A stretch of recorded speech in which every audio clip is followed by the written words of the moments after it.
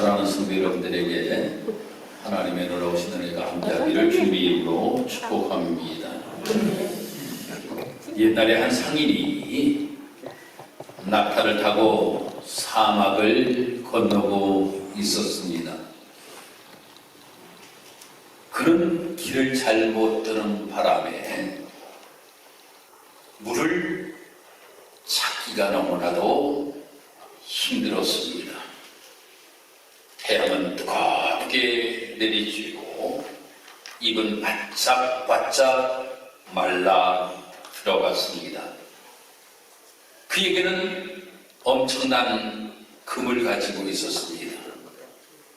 그런 엄청난 보석을 가지고 있었지만 이것은 아무 소용이 없었습니다. 내가 금을 가지고 있다라고 하여도 내가 목마름을 해결할 수가 없었습니다. 내가 보석을 가지고 있다라고 할지라도 목마름을 해결할 수가 없었습니다. 그런데 저 멀리에 오아시스가 보이는 거예요. 그 오아시스에 가서 물 한 컵을 딱 마시는 순간에 세상의 금보다 세상의 보석보다도 더 귀하고 귀한 것은 물이로구나 라고 이렇게 깨달았다라고 하는 겁니다. 여러분, 물이라고 하는 것은 참으로 너무나도 중요하다라고 하는 것을 우리는 다들 잘 알고 있습니다. 농사를 짓는데도 물 없이는 농사를 지을 수가 없습니다. 산업활동을 하는 데 있어서도 물이 없이는 산업활동을 할 수가 없어요. 제조라든지 발전이라든지 냉각이라든지 세척이라든지 이 모든 것들이 다 물로 인하여서 되는 것들입니다. 또한 여러분들도 오늘 예배에 참석하시기 위하여서 샤워를 하신 분들, 쇠수를 하신 분들, 양치를 하신 분들 뭘 갖고 하셨습니까? 우리가 위생을 관리하기 위하여서도 우리에게 꼭 필요한 것이 물이라고 하는 거예요. 얼마 전에 동네에서 단수를 한다라고 하는 이야기도 하지 아니하고 물이 나오지 아니하는데, 아니 몇 시간 동안 물이 나오지 아니하는데도 불구하고 엄청나게 불편함을 느꼈던 기억이 납니다. 우리가 일상생활 속에서 요리를 하는 것도 물 없이는 요리를 할 수가 없잖아요. 청소를 하는 것도 물 없이는 우리가 청소를 할 수가 없잖아요. 세탁하는 것도 물 없이는 우리가 세탁을 할 수가 없습니다. 여러분들이 카페에 와가지고 커피를 드시는데 콩커피를 그냥 드시는 분은 저를 한 분도 못 봤습니다. 그것을 갈아서 물에다 희석하여서 여러분들이 드시잖아요. 커피라고 하는 것이 있지만 그 커피도 물과 희석이 됨으로 인하여서 우리가 마실 수 있는 커피가 만들어지게 된다고 하는 겁니다. 그것보다도 더 중요한 역할이 있지요. 그것이 무엇입니까? 생명을 유지시키는데 꼭 필요한 것이 물이라고 하는 겁니다. 물 없이는 우리가 생명을 유지시켜 나갈 수가 없습니다.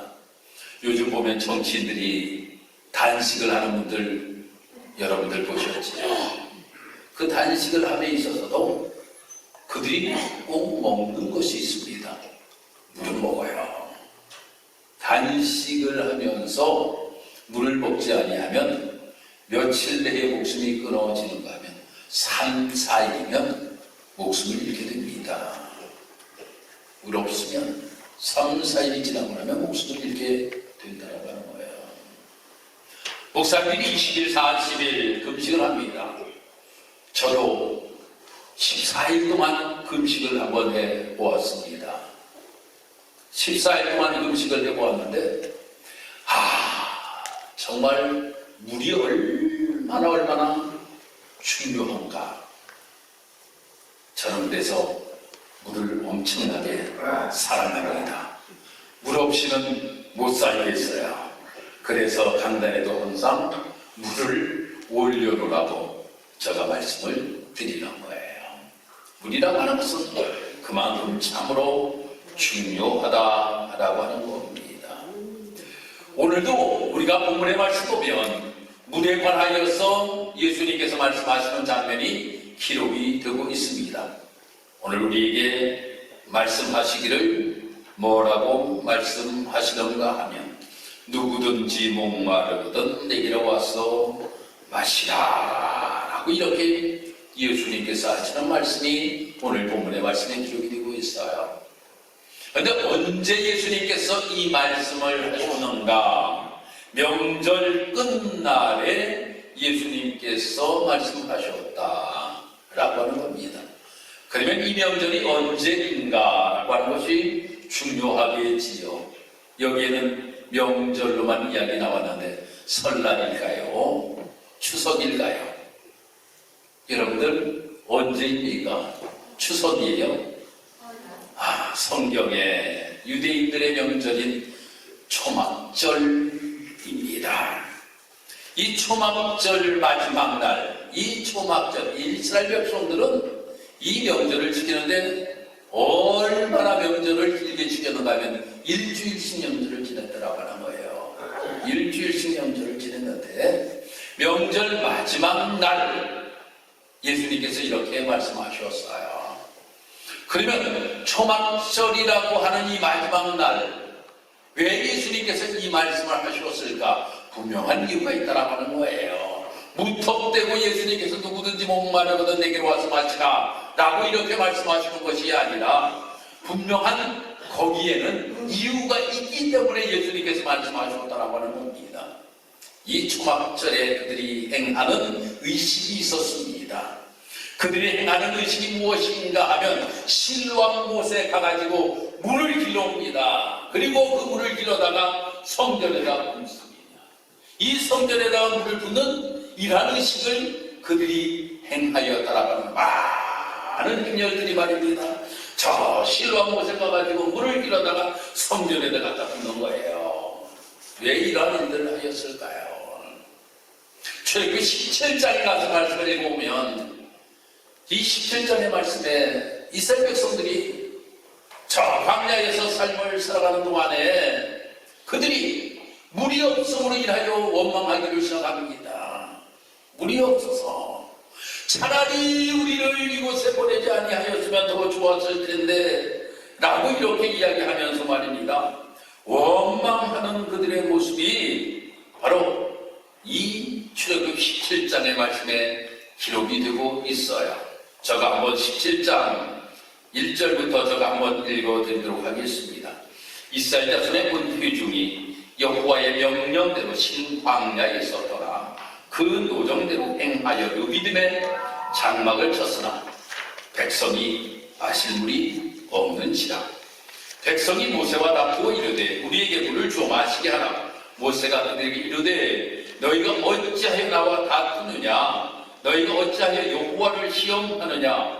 거기서 백성이 목이 말라 물을 찾으매 그들이 모세에게 대하여 원망하여 이르되 당신이 어찌하여 우리를 애굽에서 인도하여 내어서 우리와 우리 자녀와 우리 가축이 목말라 죽게 하느냐? 모세가 여호와께 부르짖어 이르되 내가 이 백성에게 어떻게 하니까? 그들이 조금만 있으면 내게 돌을 던지겠나이다. 여호와께서 모세에게 이르시되 백성 앞을 지나서 이스라엘 장로들을 데리고 나일강을 치던 내 지팡이를 손에 잡고 가라. 내가 호렙산에 있는 그 반석이 거기서 내 앞에 서리니 너는 그 반석을 치라. 그것에서 물이 나오리니 백성이 마시리라. 모세가 이스라엘 장로들의 목전에서 그대로 행하니라 라고 말씀이 기록이 되고 있어요. 이스라엘 백성들이 이제 목말라서 엄청난 고통을 겪고 있을 때에 모세를 향하여서 원망하기를 시작한다라고 하는 거예요. 왜 우리를 이곳에 데리고 와서 우리가 물이 없음으로 인하여 죽게 만드느냐? 우리만 죽게 된 것이 아니라 우리가 가지고 온 가축들까지 다 죽게 생겼다 라고 이렇게 이야기하니까 모세가 하나님 앞에 기도하는 겁니다. 하나님, 이제 조금 있으면 저들이 나에게까지 돌로 칠 것 같습니다. 하나님, 어떻게 해야 되겠습니까? 그러니 하나님께서 한 반석을 가르치시고 그 반석을 치라고 말씀하셔요. 그랬더니 거기에서 물이 펑 쏟아지는 놀라운 역사가 나타났다라고 하는 거예요. 하나님의 은혜이시여, 하나님의 은혜로 말미암아 저들이 목말라 다 죽게 되었을 때에 하나님께서는 물을 하나님께서 주심으로 인하여서 그들이 새로운 생명을 가지고 삶을 살아갈 수 있게 되었다라고 하는 거예요.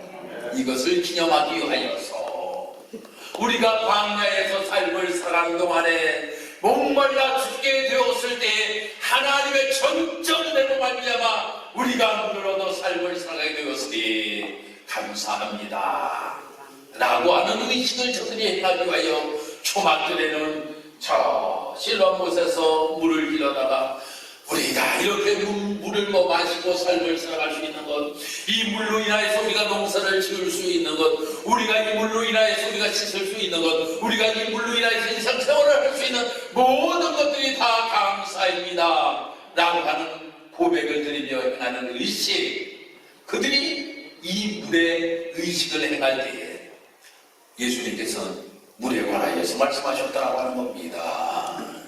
무엇인가 그들이 행하는 일들을 보고 예수님께서 이 일에 관하여서 내가 무엇인가 저들에게 교훈을 주어야 되겠구나 라고 하는 마음을 가지고 예수님께서는 말씀하셨다라고 하는 겁니다. 그러면 오늘 여기 37절의 말씀, 누구든지 목마르거든 내게로 와서 마시라. 나를 믿는 자는 성경의 이름과 같이 그 배에서 생수의 강이 흘러나오리라 하시리라고 하는 말씀은 육신의 물을 저 출애굽 당시에 반석에서 물이 나는 그 모습을 예수님께서 그들에게 행하여 주시겠다라고 하는 말씀이 아니라고 하는 겁니다. 예수님께서 이것을 말씀하시는 것은 바로 우리의 육신의 목마름이 있는 것 같이 영혼의 목마름이 있다라고 하는 것에 관하여서 예수님께서 말씀하셨다라고 하는 겁니다. 사람들 모르고 삶을 살아가요. 모르고 삶을 살아요. 육신의 목마름은 너무나도 잘 알고 삶을 살아갑니다. 그런데 영혼의 목마름을 모르고 삶을 살아가고 있다라고 하는 거예요. 예수님께서도 이스라엘 백성들이 말입니다. 그들의 육신의 목마름을 해결해 주신 하나님께 감사하기 위하여서 저 실로암의 모세가 가지고 물을 흘러다가 이렇게 물을 말입니다. 성전에다 부으면서 하나님 감사합니다, 감사합니다, 감사합니다라고 하는 고백은 드리지만 자기의 영혼이 목말라 죽게 되었는데 그것을 모르고 삶을 살아가는 그 사람들 향하여서 예수님께서 말씀하셨다라고 하는 거예요. 목마른 자들아 내게로 오라. 내가 너희들에게 마시게 주겠다. 너희가 말입니다. 삶을 살아가는 데 있어서 무엇이 필요한가? 라고 하는 것에 관하여서 예수님께서는 분명하게 말씀해 주셨다라고 하는 겁니다. 사랑하는 성도 여러분, 오늘 이 자리에 우리 사랑하는 성도 여러분들도 육신의 목마름을 해결하기 위하여서 오신 것도 아니잖아요. 여러분들이 이 자리에 오신 것이 육신의 목마름을 해결하기 위하여 오신 것이 아니라 육신의 목마름은 여러분들 집에 가서 수도 들으면 아주 정수기를 들으면 육신의 목마름은 다 해결될 수가 있어요. 그런데 진정으로 우리가 영적인 목마름을 해결하기 위하여서 이 자리에 나오신 것 아닙니까? 영적인 목마름은 누구와의 만남 속에서 이루어질 수 있는가 하면 예수님과의 만남 속에서 해결할 수가 있다고 하는 겁니다. 예수님과의 만남, 이 만남을 통하여서만이 해결할 수 있는 것이 바로 영혼의 목마름을 해결할 수 있는 것입니다. 사랑하는 성도 여러분, 예수님께서 이 땅에 오신 목적이 무엇일까요? 이 영혼의 목마름을 해결하여서 우리 우리에게 영원한 생명을 주시기 위하여서 예수님께서는 이 땅에 오셨다고 하는 겁니다. 할렐루야. 우리가 그 진리를 바로 알고 삶을 살아갈 수 있는 우리의 모습이 되어야 될 줄 믿습니다. 그러면 어떻게 하면 구원과 생명을 주는 생수의 축복을 누리며 삶을 살아갈 수가 있을까? 그 첫 번째가 바로 무지를 버려야 된다는 겁니다. 사람들은 말입니다, 짧은 생각을 가지고 그것이 아주 진리인 것처럼 말입니다, 아주 우기고 말입니다, 고집을 부리고 말입니다, 아주 이것이 최고인 것처럼 착각하고 삶을 살아가는 사람들이 너무나도 많이 있습니다. 예수님에 관하여서도 그들이 이야기하기를 뭐라고 이야기하는가 하면, 나사렛에서 무슨 선한 것이 날 수가 있겠느냐 라고 이렇게 이야기하는 사람들이 있었습니다. 예수님을 나사렛에서 태어났다라고 하는 생각을 그들이 가지고 있었어요. 성경은 분명히 말씀하기를 예수님은, 메시아는 어디에서 태어나셨다라고 말씀하고 있는가 하면 베들레헴에서 태어난다라고 하는 말씀이 기록이 되고 있거든요. 그런데 예수님께서는 분명히 베들레헴에서 태어나셨지요. 베들레헴 마을에서 예수님께서 태어나셨지요. 그런데 자라는 것은 어디에서 자라셨습니까? 나사렛에서 자랐어요. 그랬더니 사람들이 이야기하기를, 나사렛에서 무슨 선한 것이 날 수가 있겠느냐, 나사렛에서는 메시아가 날 수가 없다, 성경에 분명히 기록되기를 베들레헴에서 메시아가 태어나신다라고 이야기하였는데, 어찌 나사렛에서 예수님께서 메시아가 태어날 수가 있겠느냐라고 이렇게 이야기를 합니다. 바로 나름대로 그들은 메시아에 관하여 잘 알고 있다라고 하는 생각을 가졌지만 그들은 그렇지 못하였다라고 하는 겁니다. 우리나라에서 있다면 이런 이야기가 있죠. 선무당이 사람 잡는다 라고 하는 이야기가 있습니다. 선무당이 사람 잡는다.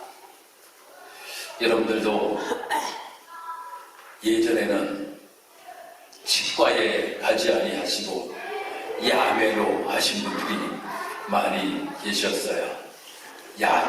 야매라 그랬잖아. 그분들이 다니면서 말입니다, 이도 뽑아주고 또 보철도 해주고 이런 분들이 있었어요. 또 보면 성형외과를 가서 치료를 받아야 될 분들이 성형외과를 가지 않냐고, 야매라 그렇지.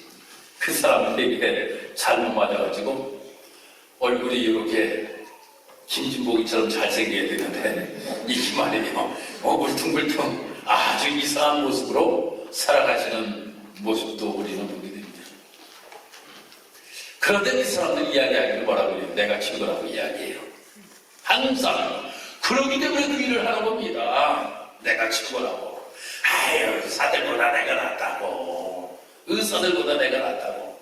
그러면 사람들이 솔깃해하고, 그게 선무당이 사람 잡는 거예요. 여러분들 아프면 여러분들은 정말 전문의를 찾아가세요. 전문의를 찾아가야 됩니다. 그래서 치료를 받아야 돼요. 치료를 받아야 된다고. 여러분, 우리가 여기에서 우리가 이 말씀을 보아도 바로 유대인들이 말입니다, 이야기하기를 뭐라고 이야기하는가 하면, 어찌 갈릴리에서 그리스도가 나올 수가 있겠느냐. 한번 41절 말씀 보도록 하겠습니다. 이렇게 말씀합니다. 어떤 사람은 그리스도를 하며 어떤 이들은 그리스도가 어찌 갈릴리에서 나오겠느냐 라고 이렇게 이야기하는 사람들의 모습도 있었던 것을 보게 됩니다. 여러분, 우리가 신앙생활함에 있어서도 마찬가지라고 하는 겁니다. 짧은 지식을 가지고 우리가 무엇인가 다 아는 것처럼 이야기를 하여서도 안 된다라고 하는 거예요. 우리가 진정으로 하나님의 말씀이 우리가 무엇인지를 바로 알고 우리가 하나님의 뜻대로 우리가 신앙의 길을 걸어가기 위하여서 우리는 무엇인가 하나님 말씀이 나에게 들려줄 때에 내가 이것은 잘못 생각하였었구나, 인정할 수 있는 우리의 모습이 되어야 된다고 하는 겁니다. 인정 안 하는 분들이 있어요. 인정 안 하는 분들이 있어요. 특히 이단들 보면 절대 인정 안 합니다. 무엇인가 잘못되었다라고 하는 것을 이야기해도 절대 인정을 안 합니다. 그런데 우리가 신앙생활을 하면서 우리도 말입니다. 이렇게 내 짧은 어떠한 생각을 가지고 우리가 이것이 모든 것이냐 우리가 착각하면서 신앙의 길을 걸어가지 말고 나의 어떠한 무지를 오히려 하나님 앞에 회개하고, 하나님, 내가 너무나도 몰랐던 부분들이 많이 있습니다. 하나님 깨닫게 하여 주시어서 내가 바로 알고 신앙의 길을 걸어갈 수 있는 나의 모습이 되기를 원합니다 라고 하는 고백이 있는 우리 성도 여러분들 되기를 바랍니다. 둘째로는 편견과 욕심을 버려야 된다 라고 하는 겁니다. 오늘 31절에 가서 말씀을 보면 이렇게 말씀이 기록이 되고 있습니다. 무리 중에 많은 사람이 예수를 믿고 말하되 그리스도께서 오실지라도 그 행하실 표적이 이 사람이 행한 것보다 더 많으랴 하니 라고 이렇게 말씀이 기록이 되고 있습니다. 아니, 예수님이 행하신 기적을 말입니다. 행하신 기적을 어떤 사람들은 생각하기에 메시아가 온다라고 하여도 이보다 더 큰 기적을 행할 수가 있을까라고 하는 이러한 생각을 하는 사람이 있었고, 어떤 사람들이 생각하기는 메시아만이 하실 수 있는 능력이기에 이분이 정말로 메시아일 것이다 라고 이렇게 결론을 내린 사람들도 있었다라고 하는 겁니다. 사랑하는 성도 여러분, 우리가 신앙생활을 하면서 우리가 이러한 편견을 가지고 우리가 신앙의 길을 걸어갈 때도 참으로 많이 있다라고 하는 겁니다. 그것이 마치 전부인 것처럼 우리가 생각하면서 신앙의 길을 걸어감으로 인하여 잘못된 길로 걸어갈 때가 참으로 많이 있습니다. 어떤 사람들은 이렇게 생각하는 사람들도 있어요. 예수를 믿지 아니하는 것이 예수를 믿는 것보다 오히려 더 좋은 것들이 있을 수 있다 라고 하는 생각을 하는 사람들도 있습니다. 왜 그렇습니까? 그들이 생각하기를 이렇게 이야기를 해요. 예수를 믿으면 손해본다. 교회에 헌금도 해야 되지. 주일날 놀러가지도 못하지. 그 위에 또 교회에서 봉사하라 그러면 봉사해야 되지. 또 전도하라 그러면 전도해야 되지. 아니, 모든 것을 생각해보면 이게 없는 것 같아. 근데 주중에 제가 아주 우리 성도님 가운데 큰 은혜를 제가 말씀 가운데 받았습니다. 뭐 권사님이 대화를 하시는 중에 이러한 말씀을 하시는 거예요. 아니, 목사님, 참 이상하지요? 아니, 11조를 드리는 성도들 가운데서 물질로 인하여서 큰 어려움을 당하는 것을 저는 못 봤어요. 아니, 11조를 드리는 성도들 가운데서 물질 가운데 큰 어려움을 당하는 성도를 못 보았어요 라고 이렇게 말씀을 하시는 거예요. 그 이야기를 한다라고 하는 내용이 무엇일까요? 우리가 생각하기에는 하나님 앞에 11조를 드리면 우리가 무엇인가 손해보며 삶을 살아간다라고 하는 생각을 세상 사람들은 다 가질 수가 있다라고 하는 겁니다. 그런 편견을 가지고 세상 사람들은 삶을 살아간다라고 하는 거예요.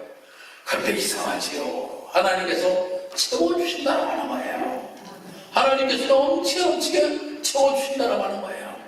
아니, 저가 이야기한 것이 아니라 우리 성도님들 가운데 저한테 이야기를 하더라고요. 그렇게 이야기를 하더라고요. 거기에서 제가 큰 은혜를 받았습니다. 그래요. 우리가 세상적인 편견을 가지고 신앙을 바라보면 우리가 안 된다고 하는 겁니다. 세상적인 편견을 가지고 바라보면 십자가도 망하는 것이요, 예수님께서 이 땅에서 삶을 살아가시면서 마땅한 거처도 없으시고 정말 많은 사람들에게 손가락질 당하시며 삶을 살아가신 것, 우리는 뭐라고 이야기할 수가 있겠습니까? 사도 바울이 그냥 학자로서 삶을 살아가고 모든 사람들에게 존경을 받으며 삶을 살아갔다라고 하면 얼마나 아름다운 길을 걸어갔던 삶이겠습니까? 세상 사람들이 볼 때 예수 만난 것이 엄청나게 잘못되었다고 생각될 거예요. 왜입니까? 강의 위험을 당하였습니다. 매맞는 위험을 당하였습니다. 감옥에 들어가는 일들을 당하였어요. 세상 사람들이 볼 때는 전부 다 손가락질 할 수밖에 없는 이러한 상황이었는데, 그것이 그에게는 엄청난 하나님의 행복이었던 것을 우리는 기억하잖아요. 예수님을 우리가 바라보면 또 마찬가지라고 하는 겁니다. 예수를 바라보면서 우리가 신앙생활하는데 어떤 편견을 가지고 우리가 신앙생활하는 우리의 모습이 되지 않기를 주의 이름으로 축복합니다.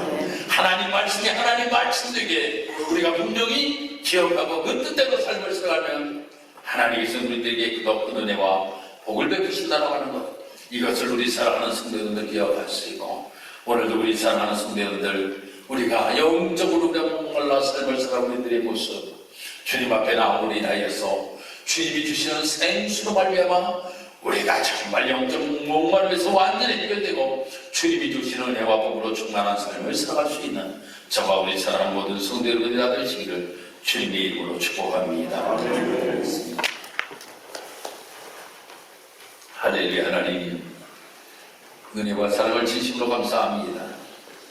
오늘도 하나님의 은혜 가운데 오늘 복된 주일 허락하시어서 우리 영혼의 목마름을 해결하기 위하여 주의 지금 하나님 앞에 예배하며 영광을 여드릴 수 있도록 하나님이 도와주시니 감사합니다. 하나님, 우리는 예수님이 주시는 생수로 말미암아 영적 목마름을 해결하고 삶을 살아가는 복된 성도들인 줄 믿습니다. 아직까지도 이 진리를 모르고 삶을 살아가는 사람들이 세상에 너무나도 많이 있습니다. 저들도 그것을 깨우치기를 원합니다.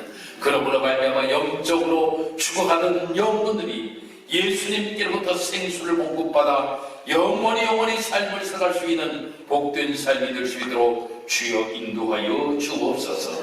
감사드리며 예수님 이름으로 기도드리옵나이다. 아멘.